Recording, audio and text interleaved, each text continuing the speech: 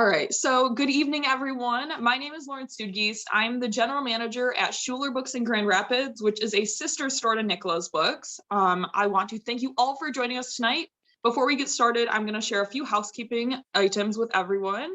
Tonight is all about you, the fans and viewers and family and friends of Kayla who are here. So very soon here, we will open up questions. You can enter any of your questions you have into the Q&A portion. It's going to be the easiest way for me to see them and get through as many as possible. I see we've already got one up there, which is amazing. The conversation tonight features Kayla Chenault with her debut novel, These Bones.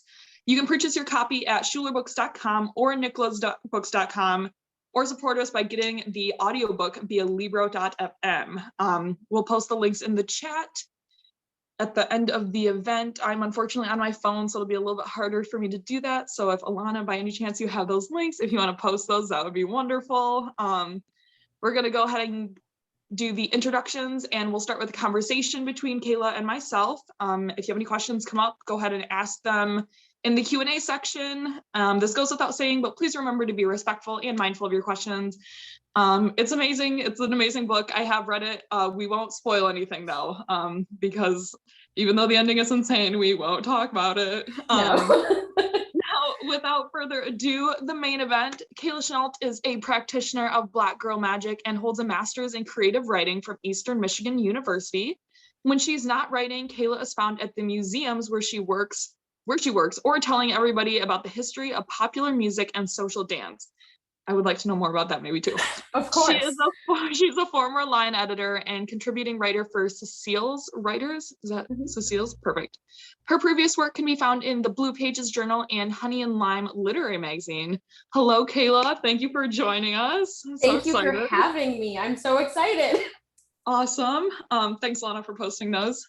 All right, so we'll launch into the first question that I have here, which is, let's start off with having you share a synopsis of These Bones. All right, so These Bones is the story of an African-American community in Illinois as it grows and changes through the first half of the 20th century. It's magical realism and horror, and the joke I said once was, we find out that the real horror was the racism we met along the way. And I think that's a good way to describe the book. That's not a great way to laugh at that sort of thing. No, but yeah. It's a good throwback, your reference. So I know I've read your article that you did with the local newspaper from, was it in Dexter that did the interview? Yeah, Dexter Sun-Times, yeah. Dexter Sun-Times, and they talked about, they gave Schuler a nice plug, which was wonderful, thank them. But they had asked you that where your inspiration came from it, and it was for a grad project, was that? Yeah. Do you want to talk a little bit about that and how this book came about? Absolutely. So when I was in graduate school, I was in a class called collage writing. And so that kind of explains some of how the story kind of became into vignettes and how it kind of got stitched together. But as I was working in this class, I was driving to meet my friend Madeline, who lives in Adrian, and somewhere past Willis Road, down south of where I am right now, I saw this beautiful dilapidated church by the side of the road, and like the paint had kind of chipped away and it was gray, standing there in the middle of the woods, and there was like foliage growing out of it. And it reminded me a little bit, I didn't get too in depth of this in the article, but it reminded me of this story I'd heard in StoryCorps from NPR about an African-American community where this kid had grown up, and when they were forced to integrate, the local business that employed mostly African-Americans in the town closed down in order to not force integration.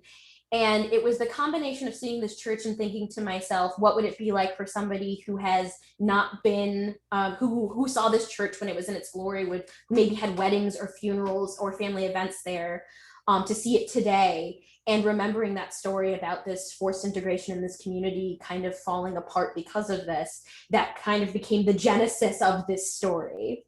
Okay. Oh, that's so, the word collage, I couldn't pinpoint what the best word is, but that's the best word for the writing style and how it's pieced together. But I would specifically reading, like I'd be reading a sentence from one person's point of view, and then like the very next one is about like a completely different character, but like it flows so well. And I was like, oh wow, that's no need for transitions. It's a very blunt book, but it was like, I was so intrigued by the writing style. That was so fun. Oh, thank you. So the inspiration for the book, that's the same question twice, my bad. No worries. So how did you start the writing process? Like when you saw the church, were you immediately like, I know everything? Or was it like slowly piecing a bunch of stuff together, plotting? It was slowly piecing a bunch of stuff together. Some things kind of came in a little bit earlier. So the character of the Barges was like the first thing that happened. And that first scene that happens where he owns a bordello. He is a brothel owner. And that scene of him inspecting the first character, Jessup, and looking her over was like the first thing I thought.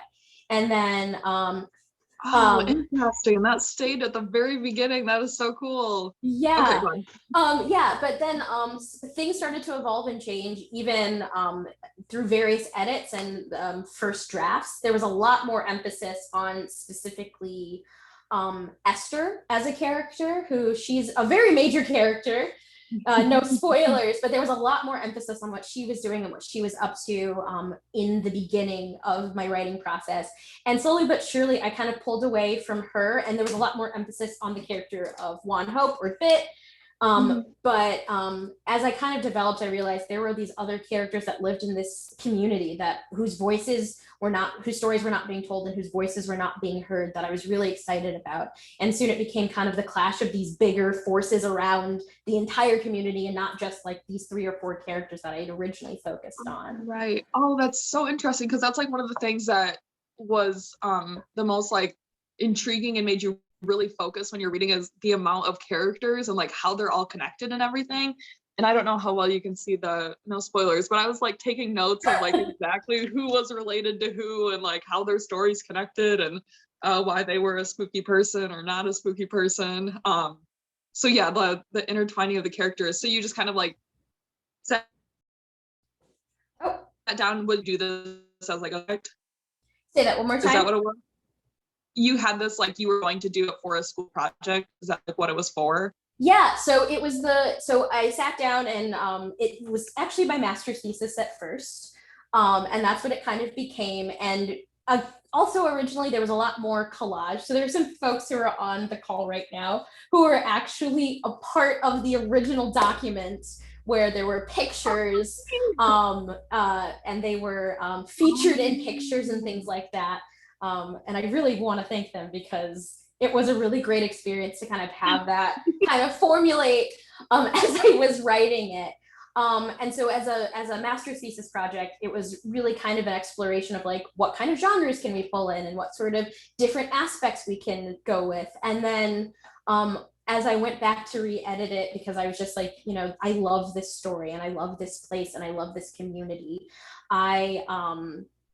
I really kind of dove back into the story and was like, I want to make this more cohesive. I want to tie these together. I want to bring this narrative thread through of the various elements. It's so hard to talk about it without talking about spoilers. Yes. But I'm just really excited about I was really excited about just diving in and going back and looking at what I had written in the past and seeing, all right, these are the places I would like to connect, and these are the stories I'm more interested in telling now, kind of even removed from the context of writing it for a class. Gotcha. Was there like a big time gap between like when you'd written it as your thesis and like turned it into a book, or like? Yeah, there was a couple of years. Okay. This is, I say this is the only good thing that kind of came for me for quarantine, was being able to actually sit down and like look at this work and work on it to kind of retool it and refocus its energy. Okay. Is it like something you'd always wanted to work on again? Yeah, it was. It wasn't like, I'm bored, let's figure out what to do. It was like always like at the back of your mind, like waiting to be told, but okay. Oh, that's so sweet. Like, I'm glad you got the time. Weird situation, circumstances, but that is pretty cool. So the process, we just talked about that one too. No worries. I keep going off script. What was the hardest scene for you to write? Without, Without unless it's like, spoilers. you're Yeah. right, never mind. I can't. I No, think it's I know which okay. one was the hardest to read. But I get it's the one that was the hardest to read. There is a section in the book in the middle that is very difficult to read, and it was very difficult to write. In that section, I made the conscious decision to change the perspective of who's being telling the story. There is a crime that is committed. That's all I'm going to say for everybody who's listening. There's a crime that is committed, and at first, up until the point of the crime being committed, it is from the perspective of the victim of the crime. And at the point where it is committed, it switches to the perspective of the perpetrator of the crime. And I made that decision consciously because I knew that would be the part that was be the most difficult for me as a writer to handle, but also for like if I was going to read a book and it had that sort of that level of interpersonal violence, I would want to have a bit of distance from that moment. Yeah. Yeah, because man, it still packs a freaking punch. And I definitely cried. But yeah, no, so and I don't want to imagine it from his point of view. But anyways, yeah, that I don't, as soon as I asked the question, I was like, I definitely think I know the answer to this one. But that was there anything that like between the thesis and then the like official published book that you had to cut that like gutted you, or like that you really didn't want to but you knew it was for the best sort of thing? The biggest one, and I think it's just because I put so much effort into creating it the way it was, there's the magazine article towards the end of the book, and it's written as a magazine article. The original copy or the original version had the photos, and it was like built and formatted like a magazine article from like Life magazine in 1941, and I had a 1941 Life magazine that I was flipping through, like let me try to match fonts and all of these things and like try to get everything, and it was so cool. And I knew there was like, I knew that as a writer, I was like, it's okay, we can like cut like out the photos, we can cut out the formatting, it will still like have an impact because it's about the story that this person is telling. But that was the one that really gutted me as a writer, where I was like, oh man, I loved this and I had to leave it on the cutting room floor. Okay. Is it, you obviously can say no, is that anything that you could like post on your website or share, or is that? Absolutely, yeah, I still have the photos, I still have the PDF. There's a lot of people who are currently in the chat who are actually in the photos as the people.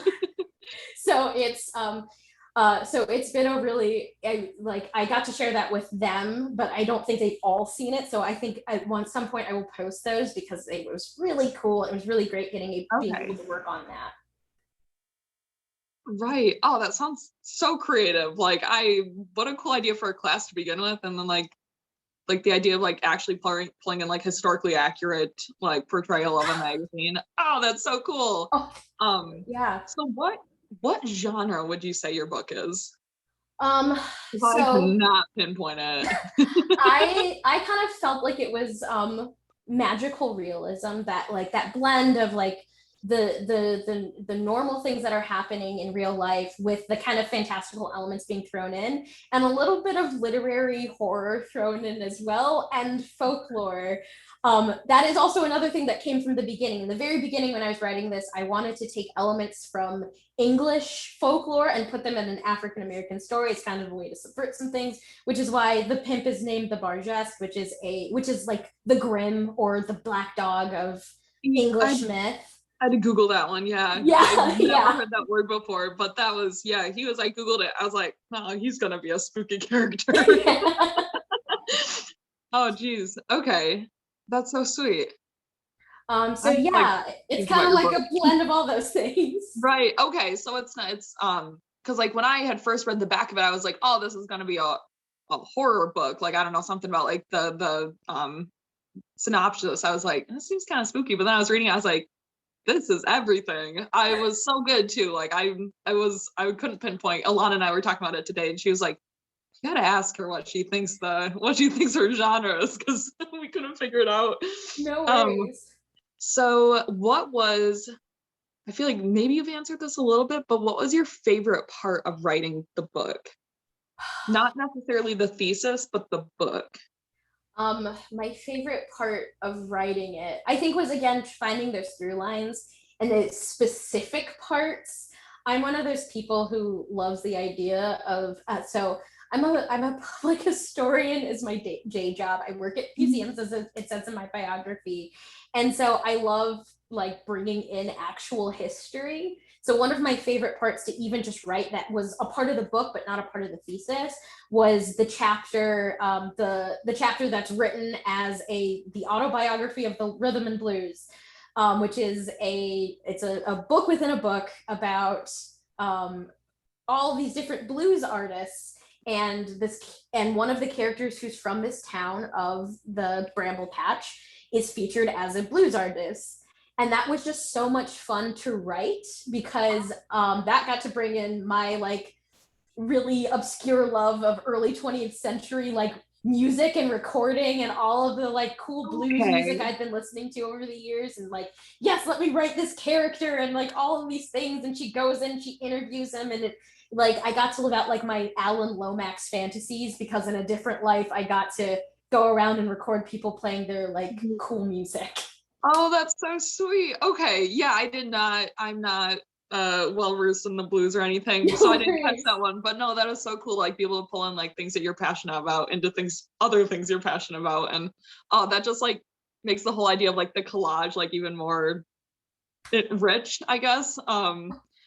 Okay, so I think I'm gonna go ahead and open it up to viewer questions. I almost said customer questions. No sorry, worries. customer service. To viewer questions, I'm gonna pull this up. It's a little weird on my phone. Who influenced your writing style? This question is from Cheryl. So the biggest influence I think would be oh my goodness, Toni Morrison is the biggest influence, as well as Anne Marie Macklemore, that is her name. And so I really am passionate about women of color writers who bring in these different elements that are informed by their own personal journeys.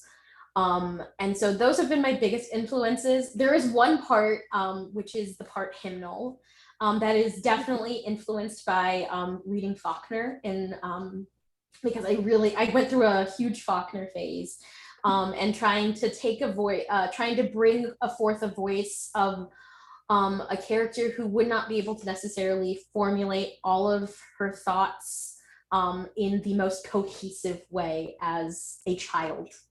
So those are my three biggest influences are Toni Morrison, Anne Marie Macklemore, and William Faulkner. Oh my goodness. Okay. Oh, those are such good answers, such big names. You had one little bit at the end, because like now that I understand it was a collage originally, like that makes the whole thing like so much more intriguing in my opinion. There was one like excerpt thing where it was two women talking to each other and it was all dialogue. When you originally wrote that, were you like, this is just going to be dialogue, like no like in between sort of stuff? Yeah, so that part I was so I kind of wanted to experiment with that because I was like, you know, I would love to see what it would be like to just write just two people talking and you're getting all of this information, but also a lot of the things that they were saying out loud, just as they were both African American women, and a lot of the things they were saying out loud were things that I have like thought about as an African American woman kind of moving through the world, and being able to vocalize that in a conversation with another person and say those things that you would keep in the back of your mind, but as these two women are kind of dialoguing and also bringing to light what's going on in the broader plot of the story, I thought it was just a really cool and exciting thing to do. I love that. I was reading it and I was like, oh, it's all dialogue. And I was like, but like then I got to the end, I was like, that didn't need any more context. Like the dialogue was perfect. I loved that. Thank you. Little bit. Okay, another question, I think it was from Alana. She said, did you have any input to the cover art? I feel like it really suits the book. I'm obsessed with the cover colors. I saw your picture about it in your living room or something. Yeah. Yeah, so I did. That's exactly what my living room looks like. It is teal and gold and cream, which I love.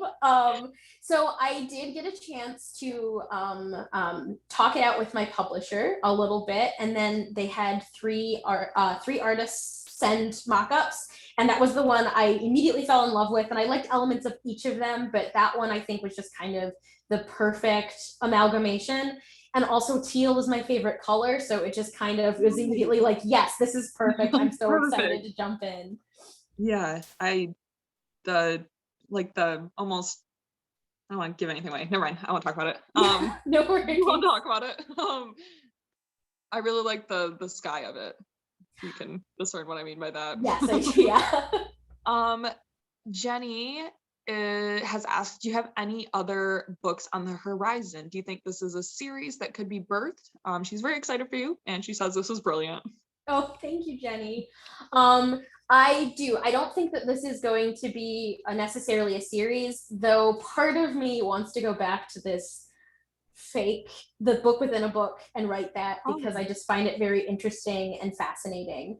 But right now I'm working on a first draft of a possible second book, which is sort of based on the Odyssey, but also sort of based on the story of how my great-grandmother, she's 102 years old, she is still alive, but how she migrated from the south to the north. And I was listening to a podcast, and they had brought up the idea that, we have a brother where art thou, and what a great movie that is, and what a great retelling of the Odyssey that is, but wouldn't it be really interesting to hear that from an African-American perspective? And I thought about the Great Migration, and I thought about how my great-grandmother came here to escape persecution at the hands of racists. And how I was like, what a cool and interesting story about how she ended up here in Michigan. And the Great Migration is a great place to set the Odyssey. And so that's like my next big idea. That is so sweet. Oh, thank you. I remember the Odyssey. I've read that one. I absolutely love the Odyssey. I read it in high school and in middle school and in college. And it's always one of those things that I've keep coming back to. So I'm really excited to kind of have to kind of blend those things together, and especially bringing in the story from my own family, which is a story we all love to tell, but has been really great and amazing. That is so cool, like the family aspect of it. Was there much like family history that you think came into these bones at all, or are you more focusing on that in your next book? A little bit more in my next book, though. There was a character who reminds me of one of my other great-grandmothers. I kind of wrote her. So the woman who runs one of the characters is named after a relative, I should say. That's Madeir. And then there's another character who runs the funeral home, and she reminds me of another great-grandmother who was just always kind of like, she was always the community person. The children in the neighborhood loved her and would come to her, and like she was an anchor point for the community. And I loved that idea from her. And she lived into her 90s. She passed away when I was in college, and so I did like get to know her as like growing up. And so seeing like that life and love from her gave me kind of inspiration for this character who is a glue to the community. Oh, I love that. That's awesome. Because I'm pretty sure I know which one you're talking about. So that's awesome. All right. I'm so sorry if I pronounce your name wrong. Kalisha? That's Kalisha. Yeah, that's correct. Perfect. All right. What do you hope the reader will take with them when they complete the novel?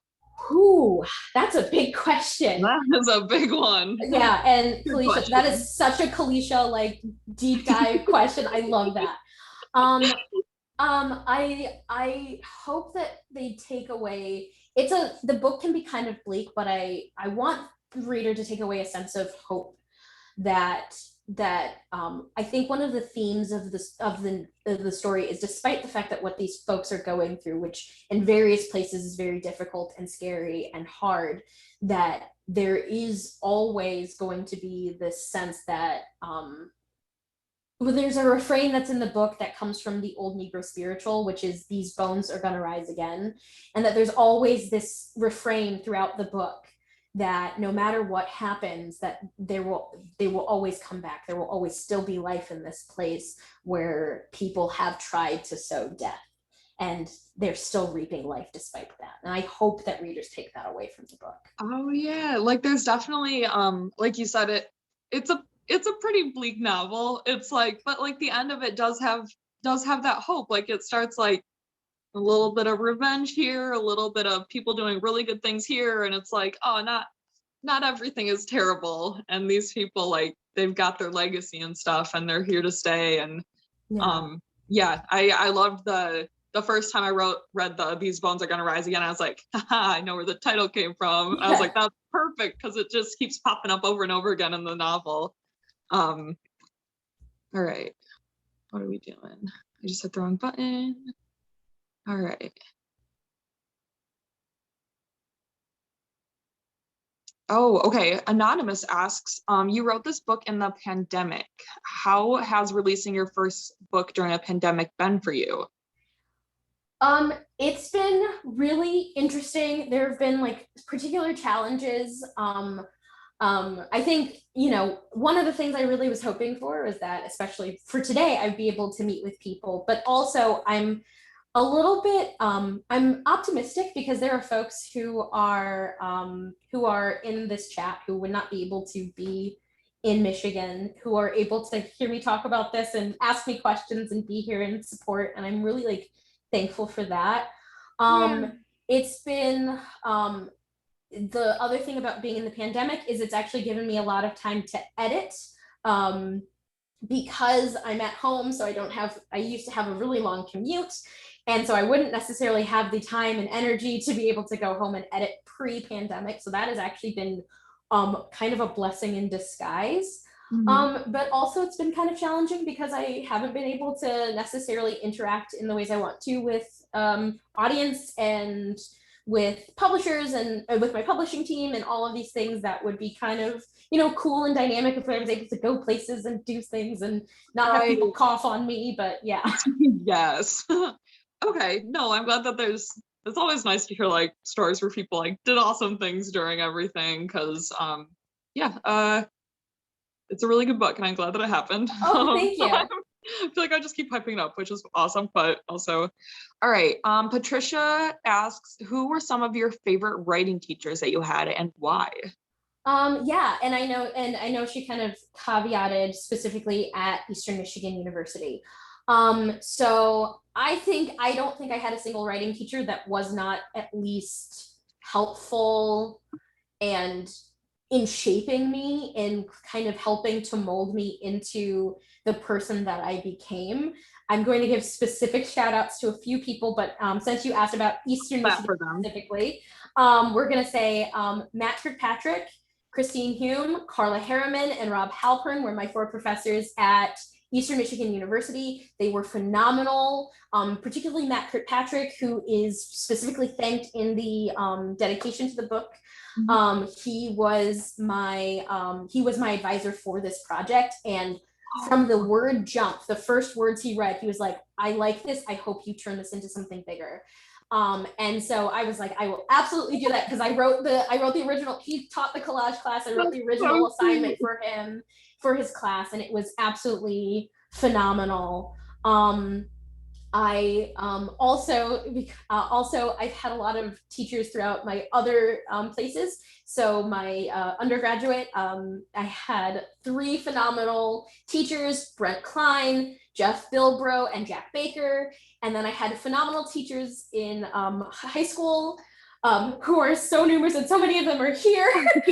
Specifically writing teachers. There's Deb March. Oh my goodness, I'm trying to remember everybody because I had so many teachers, but they were all incredible and wonderful and really challenged me and grew me. And despite the subjects that they taught, even my wonderful math teacher who was here, but then also Janet Jansen, who was my middle school English and social studies teacher. She was the first person who believed in my ability to write in a very comprehensive academic way, and challenged me to be a better writer and challenged me to be a better reader. And I would not be the writer I am today without any of these wonderful, amazing teachers. It's why in the book is dedicated to a bunch of my English teachers, as well as one of my favorite people growing up, Patrick Rutschneider, who I hope is here as well. But these are people who have really been really impactful. Oh my gosh, that is amazing. I am so excited for you and so happy that so many of them are here. That is so cool. Yes, thank you all so much for being here. This is amazing. That is amazing. Oh my goodness. All right, so you had a lot of awesome English teachers. I hope that answers your question, Patricia. Yeah. All right. Maria has asked, can you expand a bit more on why you chose English folklore? I loved what you began to say earlier. So excited to read the book once my order comes in. Yeah, absolutely. I totally can expand on that, Maria. So part of the reason why I wanted to choose English folklore is so a lot of the folklore and fairy tales that we have in the United States are based on French and German writing. I think, though, if you look at kind of how the structure of stories are told in particularly in the middle of America, in Appalachia, in the Midwest, a lot of those stories actually do come to us from a more English tradition. And I was so interested in the idea of, well, these are stories that are particularly hallowed in this place. If you think about something like so many folk songs that come to us come from the English, the Scotch, the Irish, the Welsh, that we don't like, it's so ingrained in our Americanness that we don't even recognize it much anymore. And I thought it would be a good kind of way to talk about, we have these stock characters throughout English folklore, but taking those things and subverting them and telling an African American story, I think kind of helps remake them, because then it becomes an American story. I think that there's something very unique about the African American experience and how it is so uniquely American that you can take things from other cultures and bring it into this space and into this particular type of storytelling, and it becomes American. It becomes the American experience. It becomes the African American experience. Nice. That was Thank you. Such a good explanation. I was like, you nailed it. I hope that also answered your question. That was awesome. All right. Sarah asks, what is your best advice for an aspiring author, or for any aspiring authors? So the always the advice that people give is to read and to practice. But I'm going to add to that. I truly believe that you can get inspiration from any place you look. It's not just other books.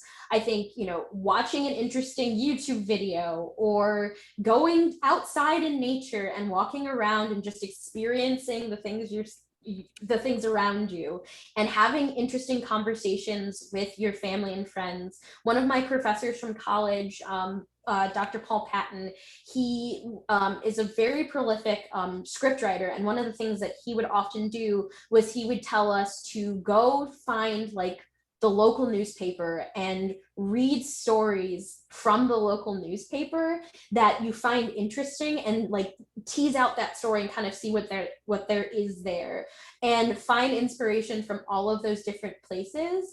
And my other piece of advice is to write, but don't just write and think that, it has to be perfect, it has to be novel ready. Just write the things that are in your brain.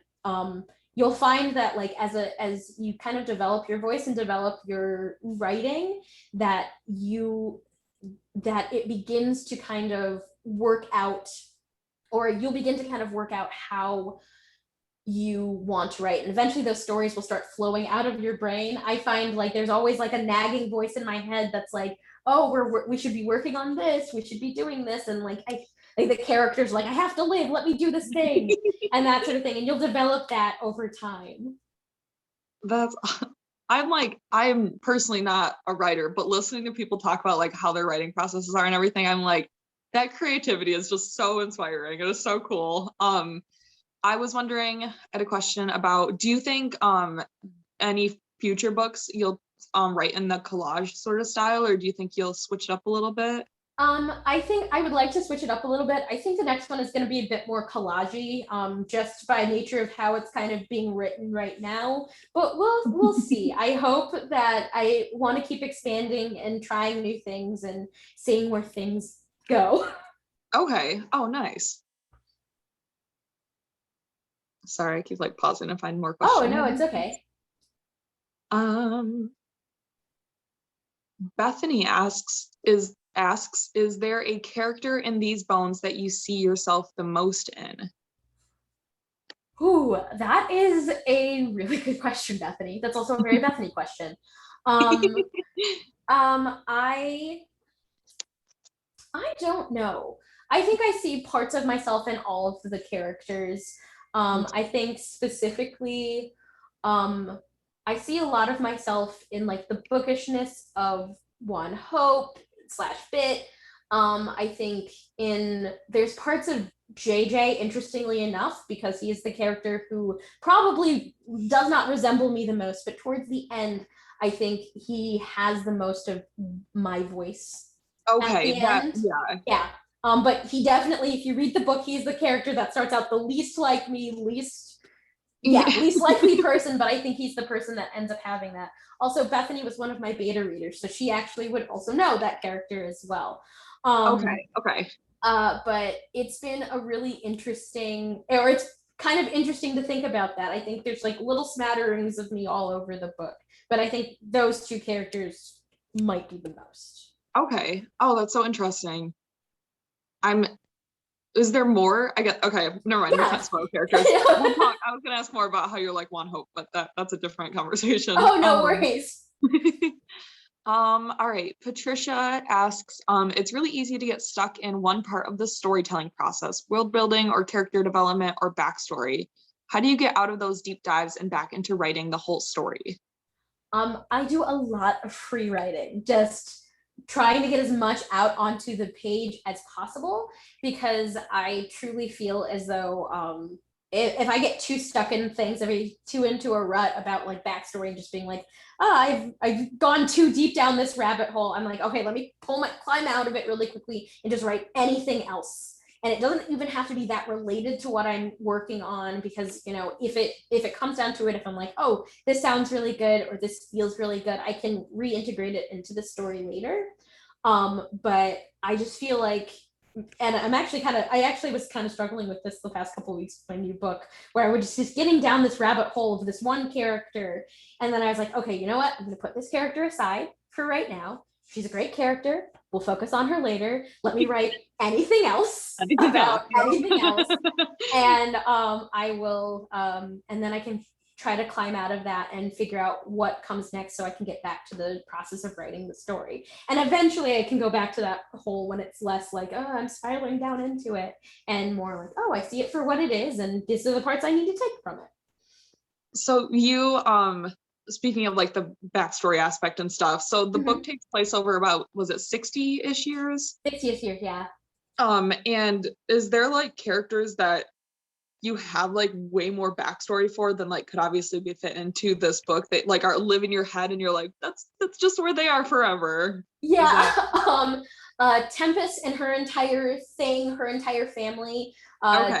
Tempest, for those who are going to read the book, I can give you a little bit about her. Tempest runs a juke joint, and as her story is told through various perspectives, and only once from her own perspective do you actually hear her own voice, but you hear all these various stories about her. And she just lives rent free in my head. And she's gonna probably stay there forever, but there's so much backstory that goes into her character in specific.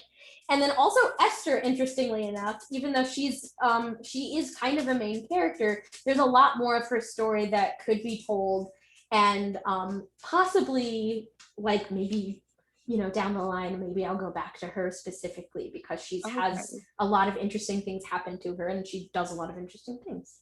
Okay, yeah, because she's very much, this is like at the very beginning of the book, and then again at the very end, and I was like, I liked like the bridge where like the reader just kind of pieces together what happened in between, but also I'm like, yes, I would like specifics at some point. So. Yeah. But no, I really liked how her character played out, because like you see her like right at the beginning, and then all these people are talking about her later, and you're like, oh, that's what she was doing. And so that was really cool. But yeah, so I was very intrigued by her character. She had the first kind of spooky thing going on, and I was like, what's going on here? So Lulu asks, how long did it take you to write this story? Like you had to write it for your project, but like how much time did you have? So I started writing the first pieces of it in the winter of 2017. And then I finished it, in the fall of 2017. I finished it by the spring of 2018. And then throughout a little bit of 2019, and then definitely in 2020, spent time rewriting it. And yeah, so from initial inception to published book, it's been about 4 years. Of writing. So yeah, that's pretty good, honestly, compared to what some people do. So yeah, and you crushed it too. We had one other question in here. Cheryl says this question is actually from Miss Larita Thompson. They're wondering if you are available to talk about your book at book clubs by any chance, if you're interested in doing something like that. I am very interested in doing stuff like that, because I love talking to people about, no worries. No, I love talking to people about the book, and because there's a lot of stuff happening in it, and there's a lot of things that are open to interpretation, and having kind of I think I have a bit of a teacher brain. I want to hear what their interpretations and thoughts are on different parts of the book. So I'm if anyone else has any other questions they want to chuck into the Q&A, now is a chance to do that. I'm going to read just a few of the quotes from the book that when I read, I was like, dang, Kayla's a good writer. And I was just like, so I underlined them and wrote down the page number. I'm not going to give any context because I don't want to give anything away. But this one, it says, the little deaf girl looked at her sister and smiled so broadly that her cheeks threatened to rip in bloody gashes. And I was like, this is a horror novel. That was the spookiest, but also like, that's how kids smile sometimes, where they're just like freaking out and so excited, and you're like, dude, you gotta calm down. Okay, page 92. Hope that one's really long. Page 95. All right, as if you could ever leave the bramble patch, as if you could even try. That one was like summed up so much of the book, I think, up to the point when you read it. Because the bramble patch is the town that they all live in. And I was like the idea of these bones are going to rise, like they're stuck there, but also like not necessarily, like their stories and memories live on and everything. But yeah, I like that one a lot. And then there's one more right at the end of the book that I hope I underlined.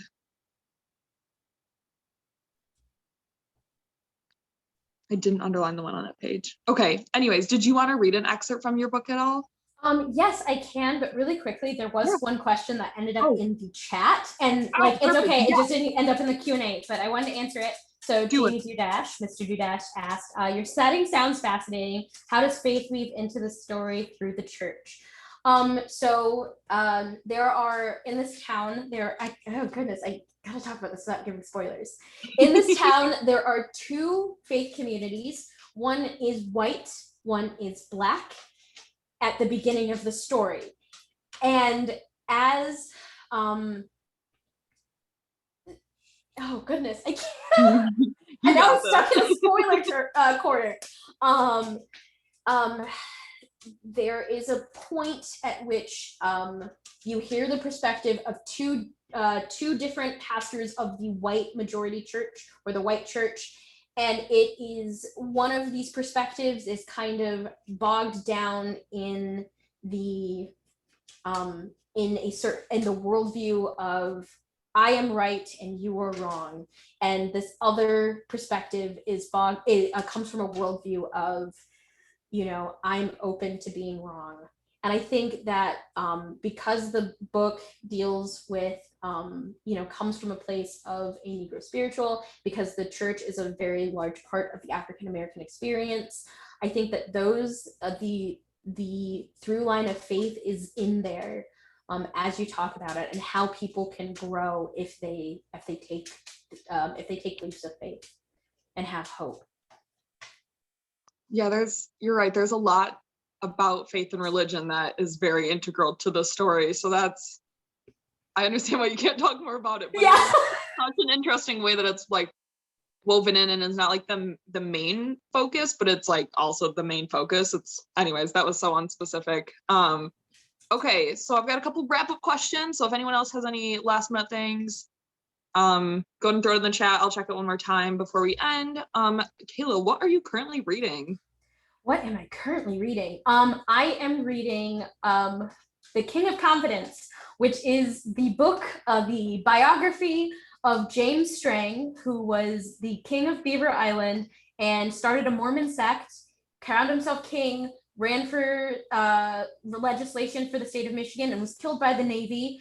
I am absolutely fascinated by him as a person. He's my favorite historical figure. My partner, who is in the room next to me, and so I'm shouting him out, he actually found a piece of James Strang's home, which is currently on display in my house. I'm absolutely fascinated and obsessed with this man. So that is what I am currently reading, is the biography of this man. Oh my goodness. Okay. Other people have heard of him. I'm not, but I'm kind of spooked, or intrigued at least. Such a good Michigan near Charlevoix. Oh geez. Yeah. Was he like an okay person, or was he like no, I don't know. Yeah. like, so obviously to each their own, but yeah. So I would like, so my take on the story is that and the author's take on the story is that he was a con man, and that he took the Mormon faith and he was like, I can twist it to do the things I want, such as marry 6 women and become king of an island and run the church. But yeah, so this is my handy Michigan map. If this is, Charlevoix, Michigan, Beaver Island is in Lake Michigan right over here. It's such a fascinating story. I've been to Beaver Island twice. It is also where I have done my best writing, is just on this little tiny island in Lake Michigan. And I actually know, I was about to say, I think somebody on the call is watching from Beaver Island right now. Beaver Island. Yeah. And I think someone just posted a link to an article about him. Yes, yeah. That's okay. Oh, fascinating. I'll click on that after we're done. Okay, you had a couple authors that are like your inspiration. I don't remember what the exact question was, but do you have who are some of your favorite authors? Is that the same question? No. It's not. But Toni Morrison, I think, is absolutely my favorite author. When I was in high school, my favorite author was Juliet Marillier, who is a New Zealand fantasy writer. And when, oh goodness, this is always the hard question for me, because I love so many books that it's so hard to just pick like, oh yeah, this author and this author. Those two stand out as two of my favorites. But honestly, I probably love several dozen authors. And what makes me most excited about being a reader and a writer is that there's a bunch more authors who will come in the future who will also be my favorite authors. And I'm excited to read their books too. That's such a fun way of looking at book selling and book reading. Oh, I love that. Because I don't know, you could pick up your favorite tomorrow. Yeah. That's so neat. Okay, what are you looking forward to this year? I am looking forward to more conversations about this book, and I'm looking forward, it's really warm here in Southeast Michigan, so I'm looking forward to the fall and it being a little cooler. But I think the thing I'm looking forward to most is being able to share something that has been in my heart and in my head for so long with other people, and getting to join in people's lives in this very small 130-page way. That's awesome. I'm so excited for you to get to go talk more about it. I'm excited that this was your first stop, but do you have quite a few other events lined up? I do. I have a couple of industry events, as well as a few more panels that I will be doing, and a talk back in a couple of months and in October, and all of these different things. Sorry, really quick. My dog I think it thundered, and my dog is kind of afraid of thunder. So she's. Oh, okay. Yeah. Yes. Gotta pet her to make sure that she knows she's okay. But these are some of the things I have coming up, and I'm just really excited. But I'm really thrilled to do my first event here with a local bookstore that I have loved since I was a kid. I meant to say this earlier, but I was thinking back on it because, again, grew up on the west side of Ann Arbor and in Dexter. And one of the books that became influential to me as in particular in writing this book was a book I purchased at Nicola's Books when I was like 7 years old. Oh my gosh. And it was a Dear America book called Color Me Dark, and it was this really great story about it was a children's book about the 1919 Chicago race riots, and it stuck with me as a child, and I got really into history because I read that book and also the American Girl books. And that got me down the path of like wanting to write about what happened in history. And here we are all these years later. So oh, that is so cool to be able to like pinpoint it to a specific book and you're like, yes, this is what I want to do the rest of my life. Yeah. That is so sweet. Okay, was there anything else you wanted to talk about? I don't think we have any more questions or anything. Otherwise I can. No, but I wanted to thank everyone for being here because I know so many people who are here are people who've always been in my corner, and that is just so amazing to see your names. I wish I could see your faces, and hopefully when we are less pandemic-y, when there's less things, but I can share this, excuse me, I can share my writing with you guys and get to see your wonderful faces. So thank you all so much. That's awesome. If people want to, do you have social media where people can stay in touch and see when you post your magazine page? Yeah, absolutely.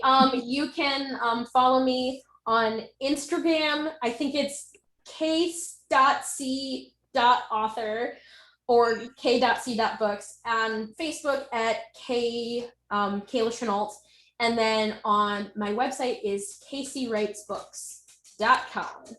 And I will post things there. Perfect. All right. So I'll go ahead and do our outro. Thank you so much, Kayla, for taking the time out of your schedule to join us this evening. I had a lot of fun. Thank you so much for having me. I had a ton of fun too. Oh, good. Okay. That's always like a little stressful where I'm like, what if they don't want to talk to me? Hopefully next time we can have you in the store. We'd love to have you at Nicola's. But again, less pandemic-y, we'll wait on that. Thank you so much to Lanternfish Press for sending Kayla our way. And last but not least, thank you to all of the viewers this evening.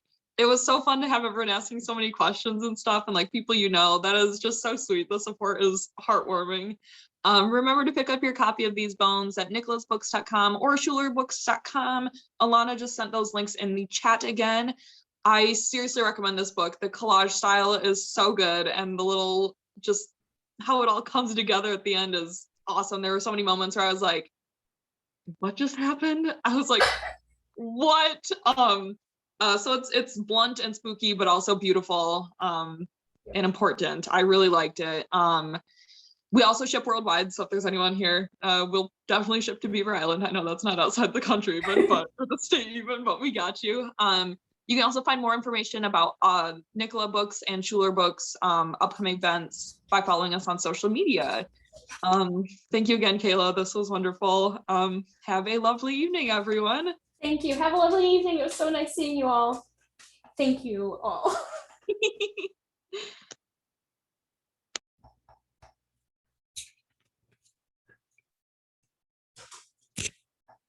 Hi, everyone.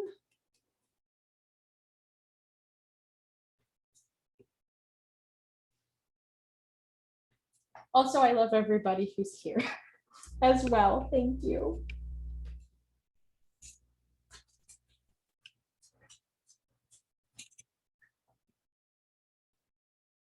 Also, very special shout out to my Dexter teachers. Oh my goodness. Thank you all for being here. I'm so surprised.